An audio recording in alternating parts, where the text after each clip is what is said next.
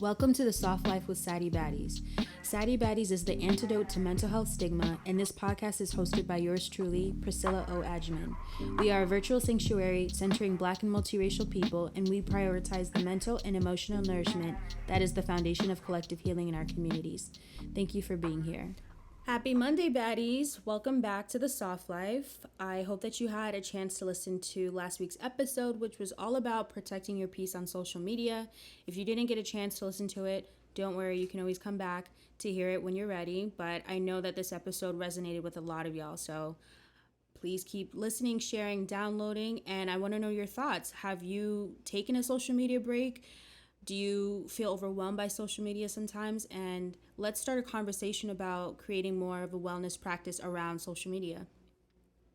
So today's topic is nice and juicy. It's all about dating, relationships, and situationships. So I really wanted to talk about this because relationships, whether we are in a relationship or not, we all have different types of relationships in our lives, with friends, with lovers, with our family. And I really want to use this episode as an opportunity to dive deep into some of the green flags, the red flags, and even the yellow flags when it comes to relationships. So every single relationship is different, as we know. Relationships and relationship dynamics can vary from partner to partner, and no relationship looks the same for everyone. It's completely between you and your partner of what flows, what goes, and what does not. And you and your partner are responsible for setting those standards in your relationship. So, what makes a relationship healthy? Therapists generally agree that the one thing that healthy relationships largely share is adaptability. They adapt to circumstances and the fact that we're always changing and going through different phases in our lives. So, on a personal note, I have been in a long-term relationship for the last 4 years with my partner, and he and I have really evolved both as individuals and as a couple. And this episode is not, based on my own experience per se. However, this is really just the baseline of what to look out for in relationships. So first, we're going to start with the green flags in relationships. So what is a green flag? As we know, similar to how we identify green as go or green as being good, a green flag in a relationship can indicate that you have a strong, passionate, and committed relationship with your partner, and you're invested in sharing long-term goals together. So these can be signs that you're both doing the inner and outer work to show up for yourselves and one another. So let's talk about what some of those green flags are. So number 1, feeling appreciated, seen, and safe. This is so important. More than anything, feeling safe and seen in your relationship and appreciated is really going to set the foundation and the standard for the rest of your relationship. Number 2 is you both take accountability and know how to apologize. Don't underestimate the importance of being accountable with yourself, but also in a relationship being able to be accountable with each other. And of course, apologizing. Sometimes you will say something or do something that offends your partner or hurts your partner, and it's really a big part of a healthy relationship to be able to own up to that and to be honest and apologize and work towards, healing the relationship or moving forward. Number 3, your friends and family support your relationship. So having friends and family that are supportive of your relationship is really important. And there's a difference between support and approve. When somebody supports your relationship, they want the best for you and your partner. They want you to both grow together. They want you to both thrive together, and they want to see you develop a long-lasting relationship long-term. However, you may not always have people that approve of your partner, and we'll get into that a little bit later. There might be different reasons why someone in your family or your friends don't approve of your partner, but generally speaking, having a support system around you and your partner in your relationship is really important, and it's a good sign. It's a healthy sign of a healthy relationship. Number 4, you celebrate, trust, and support one another. Obviously, having being able to celebrate each other's accomplishments, but also being able to be there for each other when, you're going through a hard time or you're going through a dark time, being able to support each other and be there despite the highs and the lows. And last but not least, you have open and honest communication. So obviously, being able to share openly with your partner about how you're feeling, what you're going through, and vice versa. And again, going back to feeling emotionally safe with your partner is a huge aspect of a healthy relationship. So, in summary, green flags really just have the emotional and physical safety factor that is needed for a healthy relationship to thrive and develop over time. This takes time though. You don't just start this overnight. It really does take time to be committed to wanting to have a healthy relationship. And that's where that commitment comes into wanting to have a relationship that supports both of your needs individually, but also as a couple or as partners.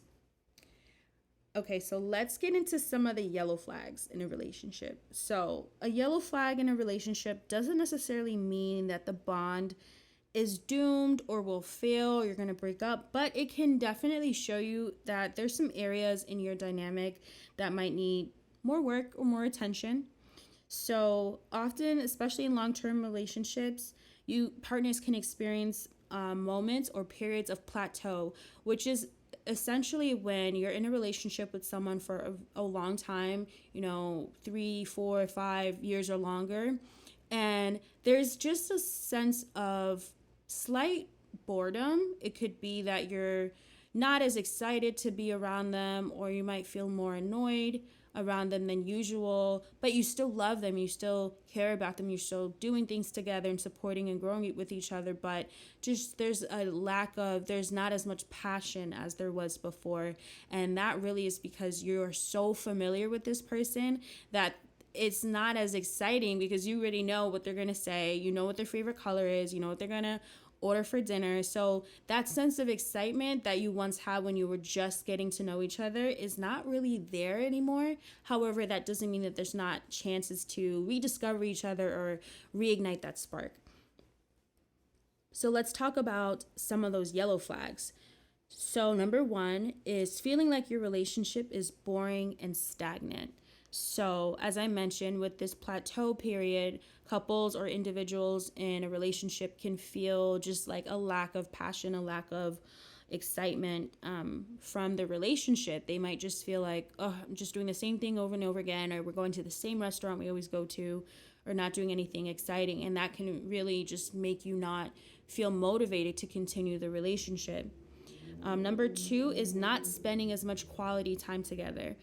So we all know that there's different love languages. However, when you as a couple don't make time for each other or prioritize time in the relationship to reconnect with each other, that can also be, and this is continuous, this could be for a lot of reasons. It could be because you have different work schedules, or maybe one of you or both of you travel a lot, or maybe you have kids and you just don't have as much time to spend together. This doesn't mean that your relationship is doomed or that you should just break up with your partner, but this is obviously an area where you might need to spend more time and energy on to build and strengthen your relationship.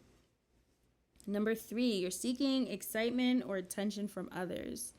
So if you're in a monogamous relationship and you find yourself kind of lingering and your eyes are wandering a little more than usual, or you're just not as attracted to your partner and you want to, maybe get that attention, or you're seeking that attraction from other people, whether it's online or in real life or at work, that's also an area that would be considered like a problem area, because unless that's something that's already discussed in your relationship, or you have, even like an open relationship where those types of behaviors aren't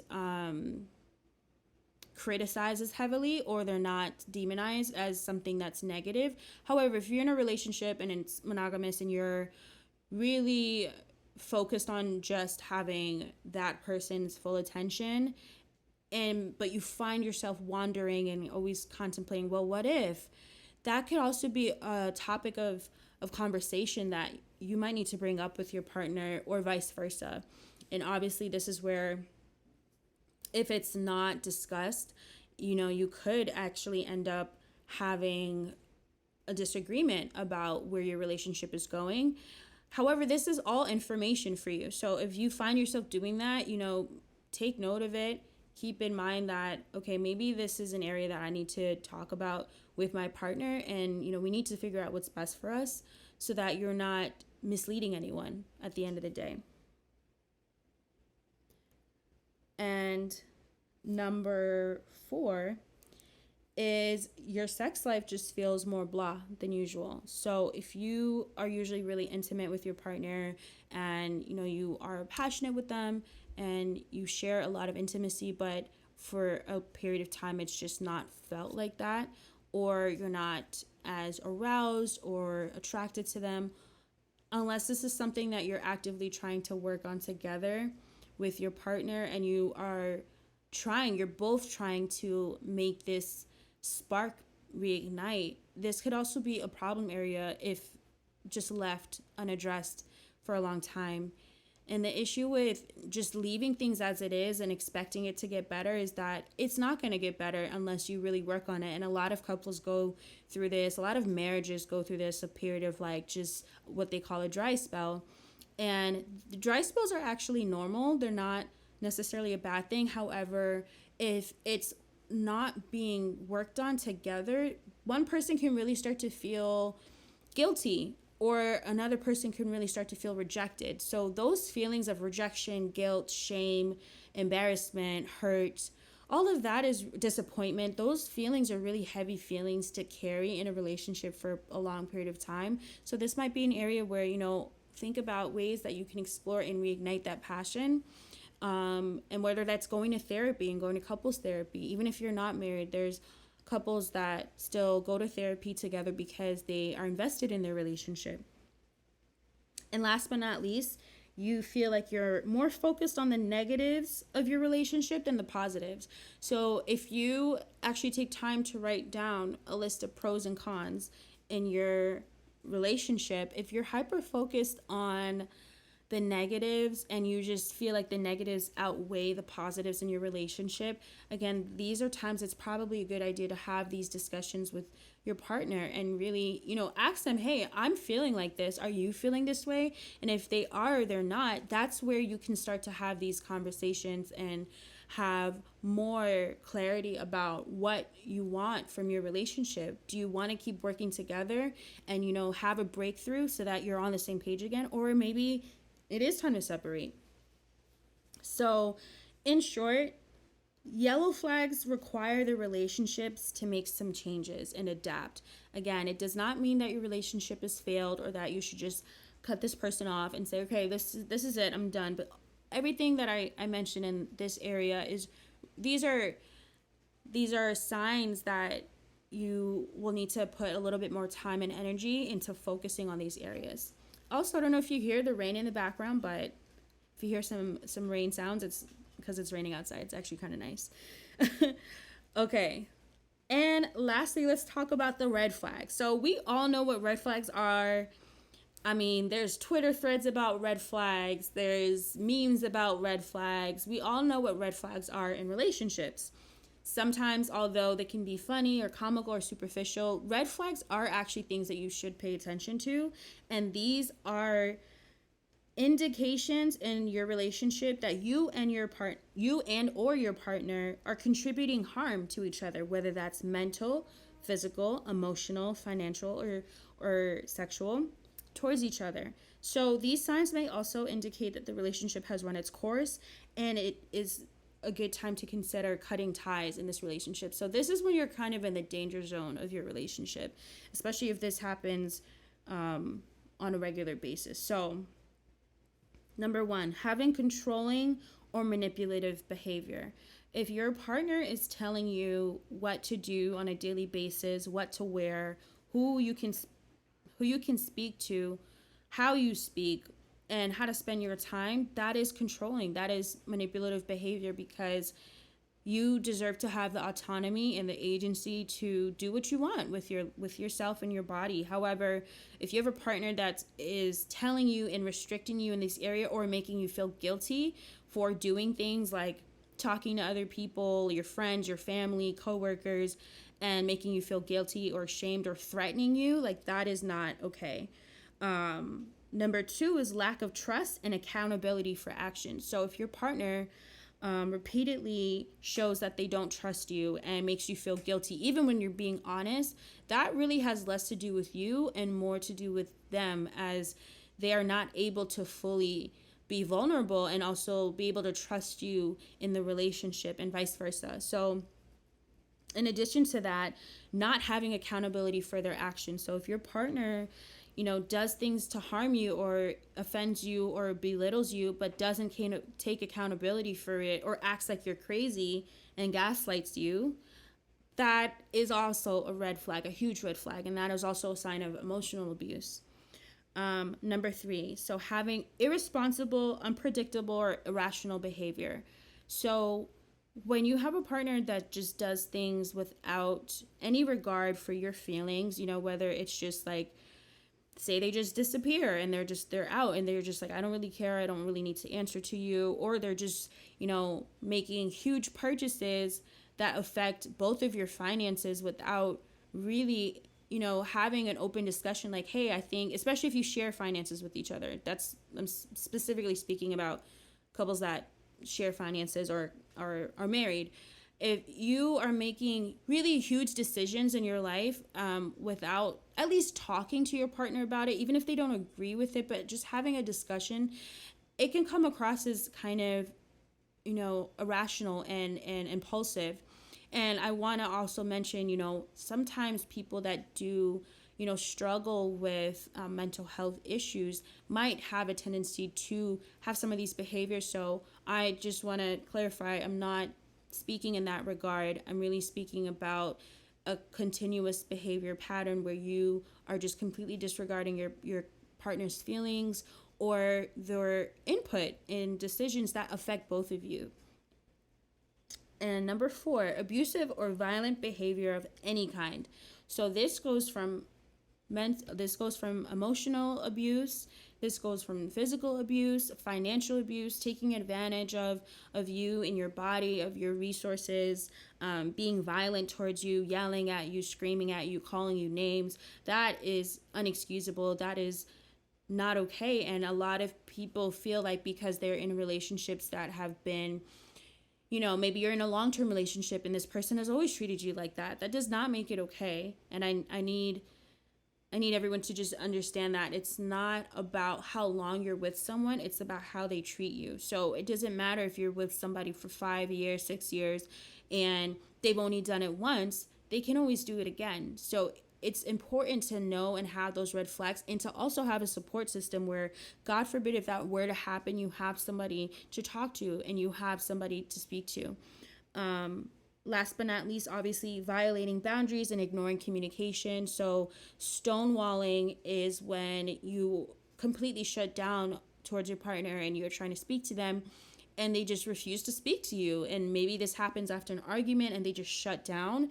If this happens every single time you have a disagreement, that is a red flag. That means that this person is probably incapable of having that emotional response or that emotional availability to speak to you and communicate with you.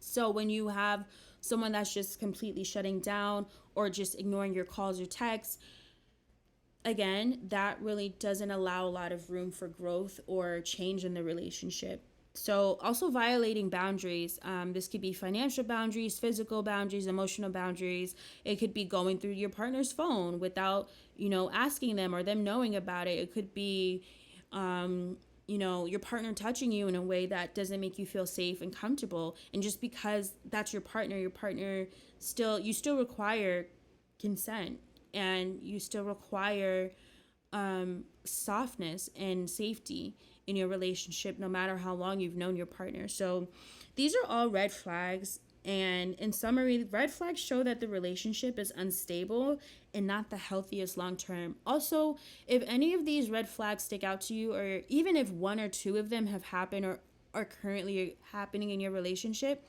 I highly encourage you to visit the Sadie Baddies website.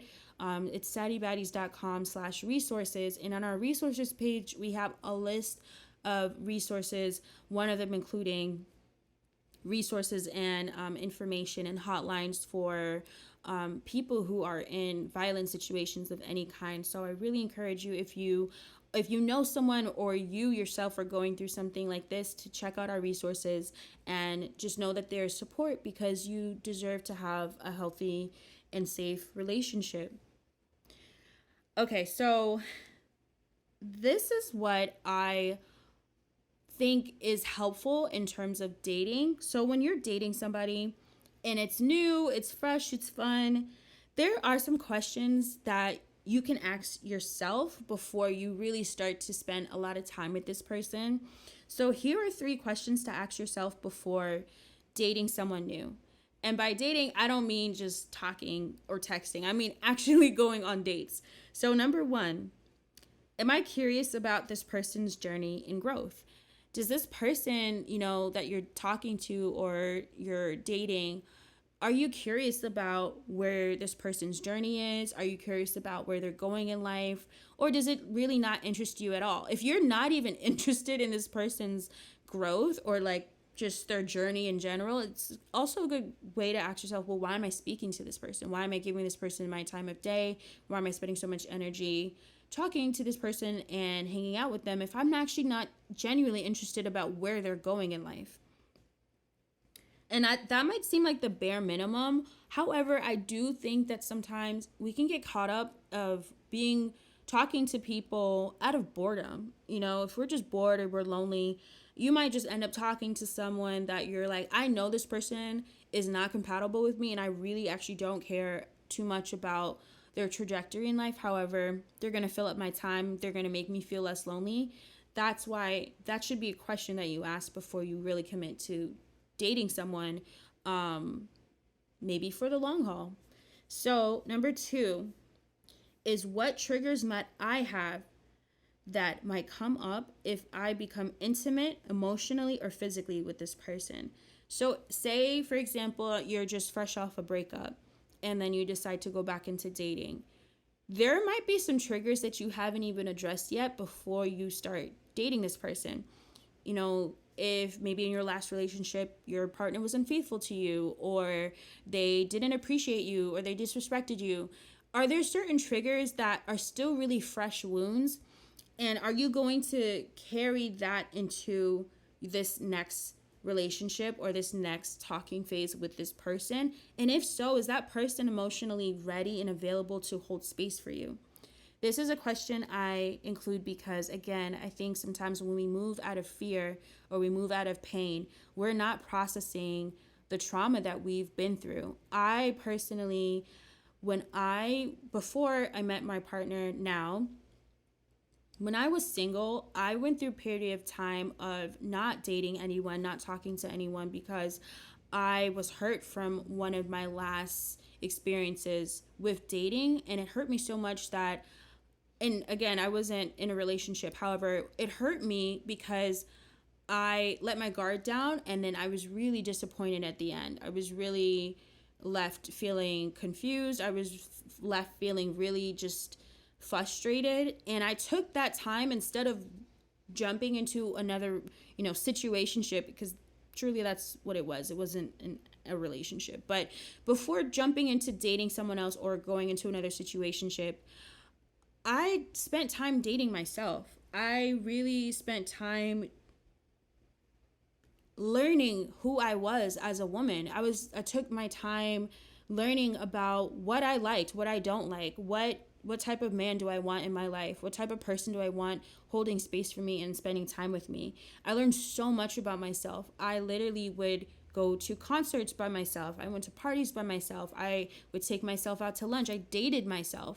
And me dating myself really allowed me to see that I was worth a certain standard of care. I was worth a certain standard of love and appreciation because I was already giving that to myself. So now I knew going into my next relationship, which is my current relationship now, that I had already poured so much love into myself that I already knew I'm not going to accept anything less than this. I'm not going to accept anything less than the standard of love and care that I already give myself. And that is what the soft life is about. It's about upholding a standard of care and love towards yourself, so much so that you can also not only share that with others, but you can expect the same from other people. The third question to ask yourself before dating someone new is, do I feel safe emotionally with this person? Do they respect my boundaries? Do they listen to me? Do they allow me to be vulnerable? This question is so important. And this was something that I didn't necessarily ask myself, but then when I found the answer to that question in my current relationship, I felt at peace.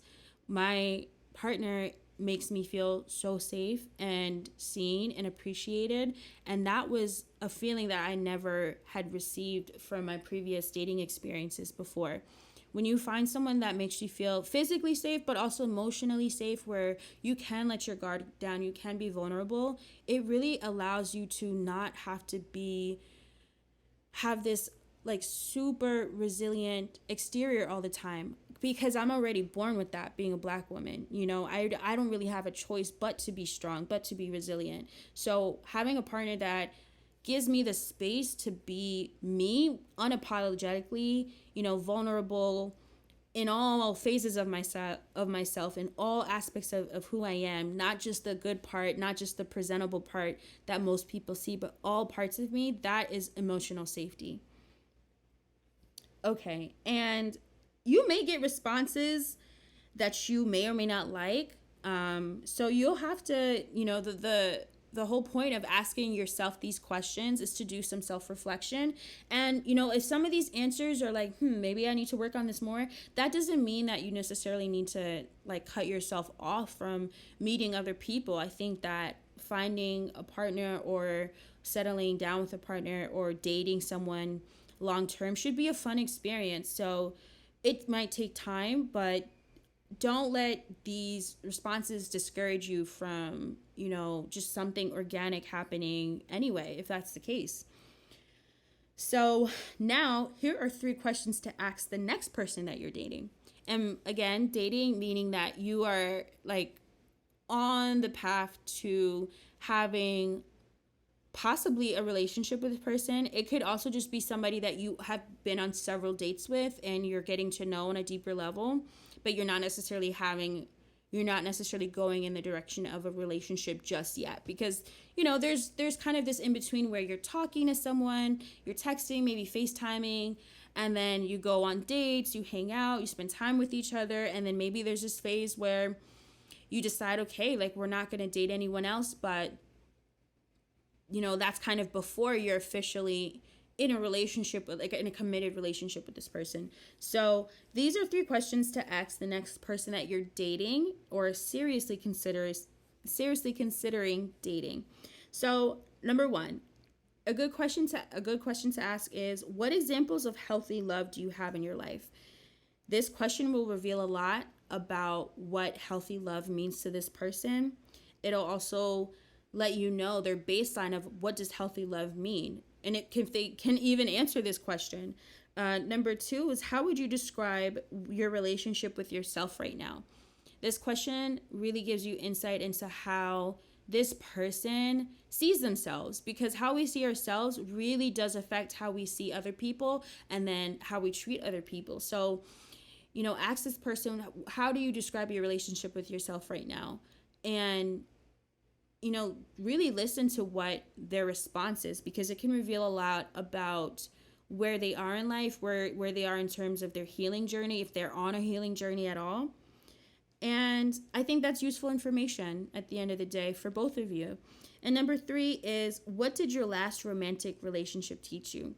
If you ask somebody this and they start going off about how this person wasn't shit, how this person was awful, they were the worst, they were crazy, and maybe that's their truth. If that's your truth, live your truth. However, if they can't think of one positive thing about their last relationship or their last 2 relationships or their last 3 relationships, that could also be a red flag. That could be a sign that this person has not necessarily applied any new information into their new relationships. So asking this question again should give you a lot of information. It should help you to understand what kind of person this person that you're talking to is, like what kind of character they have at the end of the day. And last but not least, let's talk about situationships real quick. So, what is a situationship? A situationship is a commitment of a relationship without the safety or physical security of a relationship. So a situationship is typically when you're dating someone and maybe you're infatuated with them, you're really into them, you love talking to them. However, there is a slight expectation that you're not supposed to be talking to other people, even though this person has never asked you to be their partner long term. Unless that person has really like vocalized like, hey, I want to be, your partner, like I want you to be my partner, or vice versa. And I know every couple's different. Not every couple has this like formal, like, I don't think it's formal, but not every couple goes through this stage where they ask like, hey, I want to be with you long term. Do you want to be with me long term? And maybe that title for you is, do you want to be my partner? Do you want to be my girlfriend? Do you want to be my boyfriend? Whatever title that you use. To me personally, it's helpful to have that language because then I can understand what that person's intentions are. So situationships occur when there's no clarity of like, you ask the classic question, what are we? And they're like, oh, you know what it is. Like that's really ambiguous. That's super ambiguous because what I know is that we are dating and I'm not talking to anybody else, but for them they might be like, yeah, you're my number one, but I have 2-3 other people on the side. So just having that communication really avoids confusion. Situationships can sometimes be a slippery slope versus just dating and keeping your options open. I personally feel like situationships, again, is like you're giving this commitment to this person. You're giving this loyalty. That's the word. It's really this loyalty that you're giving to someone who's may or may not be reciprocating that back to you. So that's where that causes that imbalance. However, if you're dating someone and you're pretty vocal about like, hey, I'm dating you to get to know you, you're hanging out, you're going on dinner dates, whatever it is that you're doing on your dates, and you're making it clear to this person, like, I'm also dating other people and they might also be dating other people. Like, that's different, right? Because then you're not committing to being exclusive or loyal to this person who really hasn't done that for you yet. And I just think that being honest with the person you're dating is really healthy and it's important. I think that having a standard of care in your relationships, whether that's emotional aftercare, after intimacy, do you require to have like emotional aftercare? Do you require to have, physical touch or cuddling or whatever it is that makes you feel safe in your relationship? Do you require that? And can that person give that to you? I don't think that we need to necessarily water down or dilute our standards for other people who can't meet them. If you really, really want somebody who's going to go all out for you and make sure that every birthday you have feels really special and, really puts in time and commitment into developing your relationship, you deserve that. If you want someone who is a little bit more open and maybe you don't require that exclusivity, whatever is your situation, you deserve to have that person that can embody that for you. And that's really what the soft life is about, is, as I said before, maintaining a standard of care in a relationship. And that's also includes the relationship with yourself, but maintaining a standard of care that doesn't require struggle. I do not believe that you need to have struggle of just because it's normalized and it seems to be the norm where we need to be in these toxic ass relationships just to find somebody that finally treats us with respect, you don't need to go through that just because that is the norm. If you have the opportunity to meet somebody who values you, respects you, wants to get to know you, and maybe you start off as friends, maybe you don't, maybe you start off really casually, whatever the case is, just allowing yourself to be open to the fact that, hey, maybe I do deserve more. Maybe I deserve someone that remembers my birthday. Maybe I deserve someone who is able to plan dates with me. Maybe I deserve someone who can see a future with me. And I think that there is a bare minimum when it comes to relationships. It's up to you to decide what that bare minimum is to you. I have a bare minimum, and I think it's important to have that standard, just like you would have for anything else in your life, you know, like with your career or with your finances or your family, whatever it is in your life that you try to have some type of standard of how you want to uphold those things. You're allowed that space. So, last but not least, I would love to share some resources about relationships, dating, situationships. So, first, I would love for you to check out the Love, Situationships, and Relationships guide that we've created on Instagram. So, it has a bunch of relationship-related topics such as the love languages, the five love languages. We also have like a little quiz there, which is fun, of like to decide what or figure out what is your love language. We have topics on emotional safety. We have topics on verbal and emotional abuse. We have topics on toxic relationships. So if you really want to deep dive into this topic, go on that Instagram guide and, you know, share it and read through it, because there's a lot of content on that. Also, check out the books. One of my favorites, Mastery of Love by Don Miguel Ruiz, and All About Love by Bell Hooks, of course, the classic. That book is amazing and really highlights a fresh perspective on love and relationships. And, you know, last but not least, I really want to encourage you to evaluate the partner that you may or may not be with, or your current relationship status. Where do you see your current relationship status going? What do you really appreciate about each other in this relationship? What areas need more tending to? Or does somebody need to get blocked because they have all these red flags? So take time to evaluate.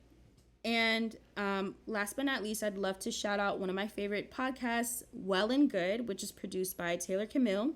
With each episode, the hosts of Well and Good podcast dig into their most clicked on topics in order to reimagine what it means for you to live well. And I recently listened to the episode Love Out Loud in honor of Pride Month with special guest Alok and host Rachel Ricketts. I really, really love this episode, and it resonated with me deeply. So to hear the rest of the episode, click the link in our bio, in our show notes, or search for the Well and Good podcast wherever you get your podcasts. Thank you so much for tuning into this week's episode. I hope you come back to this whenever you're trying to navigate dating, life, or relationships. As always, we can't grow this podcast without you. So if you've already provided us with a review or rating on Spotify or Apple Podcasts, thank you so much. So keep downloading and keep sharing baddies. See you next time. To stay connected, join Sadie Baddies on Instagram, Pinterest, Twitter, and more, and sign up for our monthly newsletter on SaddieBaddies.com to stay in the loop. Sending you hella love, and stay soft, baddie.